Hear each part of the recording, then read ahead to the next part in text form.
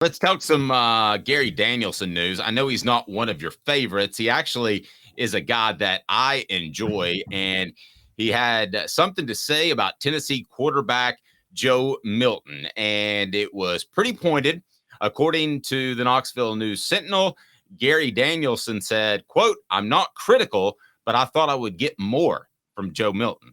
Danielson told the Knoxville News Sentinel, "It's not just Joe, though. This team doesn't have the firepower at wide receiver that they had a year ago. So it's a different looking process. And because of that, everything looks a little harder." We're going to get a lot of thoughts on Gary Danielson. He can be a pretty incendiary media member and polarize people, and that's fine. I'm glad to get your thoughts on Gary Danielson. Go ahead and put it on the message board. I happen to think he's pretty good, frankly, but I like an X's and O's guy that's probably got a higher football IQ than most people. But if you don't like him, that's fine. I think most of the people on our message board have a really high football IQ. So I think we're kind of on the same plane there. I didn't mean that to sound all snobby. But I'm willing to overlook some of the rough edges with Gary Danielson, Caleb, to take in his football knowledge. So before we get to the actual comment about Milton, your thoughts on Danielson personally, and what does Vol Twitter and Vol Nation think of Gary Danielson?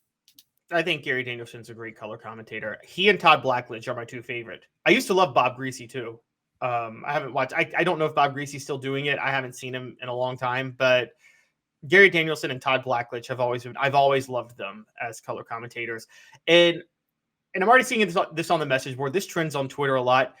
People accuse Gary Danielson all the time of Alabama bias. Well, he's been the SEC CBS color commentator since 2006. Nick Saban got there in 2007. Alabama's been dominating ever since. I don't think that's bias. I think that's just accurately pointing out that they're really, really good, isn't it? Yes, and I think they have been really good during his tenure. I guess if you were doing New England Patriots games, you would look like a homer if you were there during the Brady Belichick era. So because if you point out Brady made a good play, are you a Brady homer, or did he just make a lot of good plays and you have to point him out? No, he made a lot of good plays, and Alabama's made a lot of good plays.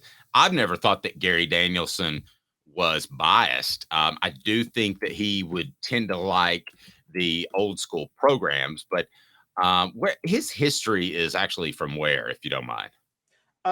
He played at Purdue, if I'm not mistaken, and So why would he have any allegiance to Alabama? I can't see that necessarily. None. He has none. He's just been calling.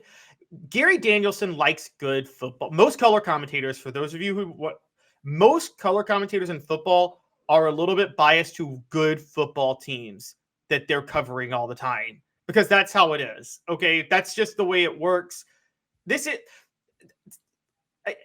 I feel like a lot of times you see this all the time in sports. There's a bias to this team that's winning all the time. No, there's not a bias. They're just winning a lot. So it seems like there's a bias because they're just that good.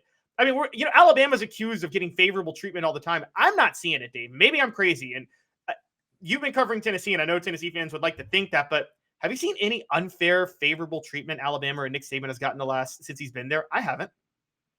I think he has.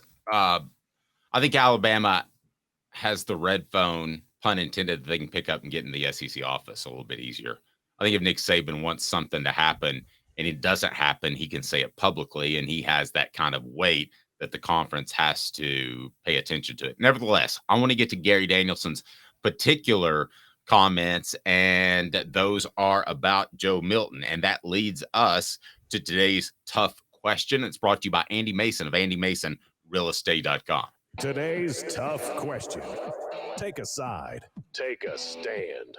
The Dave Hooker Show, a presentation of OffTheHookSports.com. All right, so part one of this, Caleb, has Joe Milton been a disappointment this year so far? Yes or no? It's so hard for me to do this because I do like Joe Milton, but yes. I mean, yes, there's no way around it. Yes, we talked about him as a dark horse Heisman contender at the beginning of the year. He's not going to sniff any conversation of going to New York. No, he's not going to come close. No. And I think really when you look at this, it depends on where you come from your preseason expectations. My preseason expectations brought to you by Andy Mason of AndyMasonRealEstate.com. Best prices, best service in the biz. Andy Mason, AndyMasonRealEstate.com. My preseason expectations would be that he was middle of the pack. My preseason expectations were based a lot on the Clemson game. So now that I've seen the quarterbacks in the SEC, I think he's probably still somewhere in the middle of the pack, but they're down as a whole. And I think that Joe Milton is a little bit of a disappointment based off what I thought he would be. Now, probably not as far as some of our listeners, because they thought that he was just going to step in and be the next Hendon Hooker. I never thought that. I had my questions about his accuracy from the get. I now think that the thing that's disappointing to me, if you're a Tennessee football fan, is you've seen Tennessee's offense have to adapt to Joe Milton's shortcomings. And that's where it affects the whole offense. That's why this is a running offense that throws a lot of bubble screens, because they're concerned about throwing the ball downfield and having a high completion percentage, especially when defensive backs are dropping back and trying to take away the deep ball.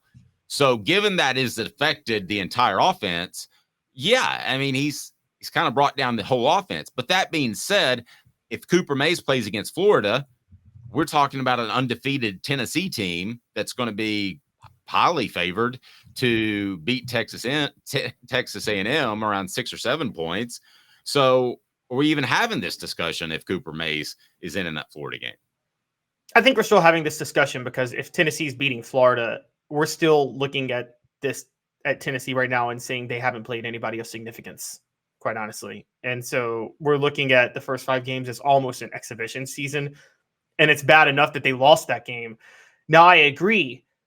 There are other disappointments. Cooper Mays not playing at Florida. You can't call Cooper Mays a disappointment, but what you can say is the lack of emergence as a backup center. I mean, this is year 3 in Josh Heupel's system, and they still don't have a backup center. That's a disappointment.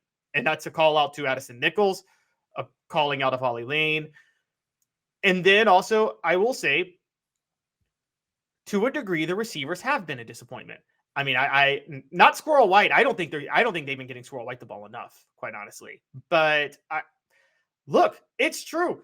Ramel Keaton dropped a wide open pass against Virginia down the sideline or over the middle of the field in the first game before he got hurt, and we're all rooting for him. But Brew McCoy had a couple of drop passes on slants over the middle that Joe Milton threw. Now, Joe Milton threw him hard, but Brew McCoy we all felt was a 5-star NFL receiver. So if you're a 5-star receiver, you make those catches.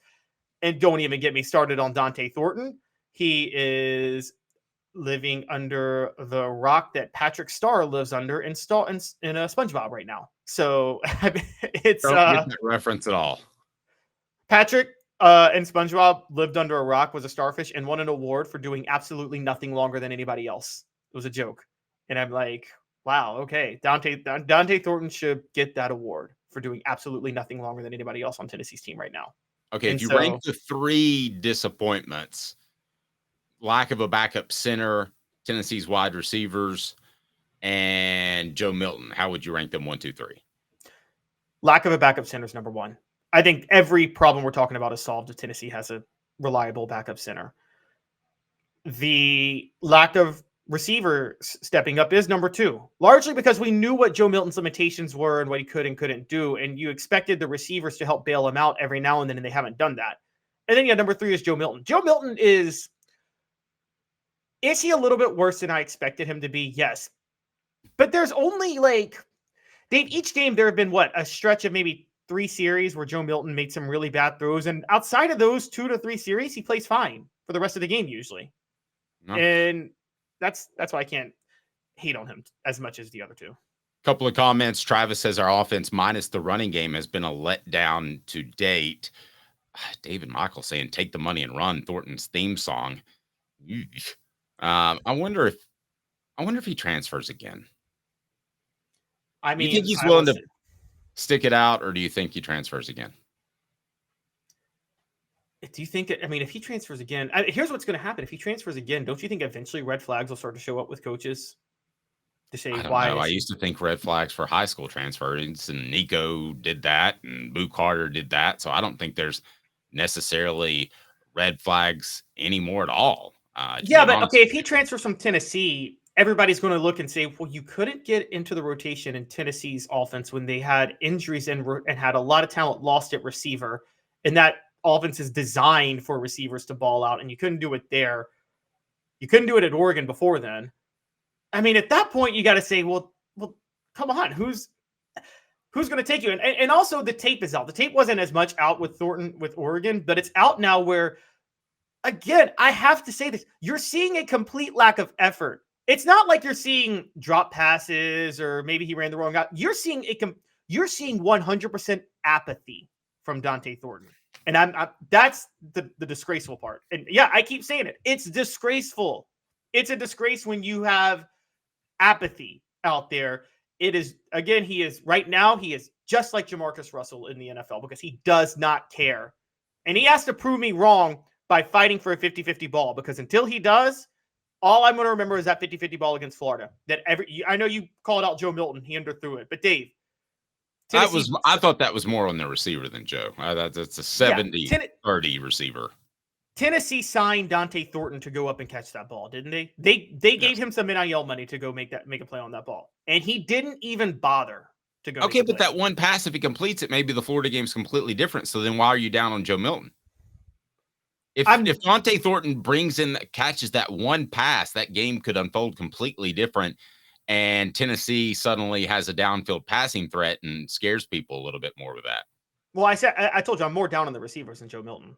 Honestly, okay. Joe Milton's third. But I don't think you can ignore the fact that, like, again, if you consider Milton, and I bought into the preseason hype the way they were talking him up. I'm going to be honest. I did buy into maybe he is a dark horse Heisman contender. And nope, not even close. And that's where the issue comes into play. And also Joe Milton's, I thought his legs would be more of a threat. He's not used his legs except for one run against UTSA at all this year.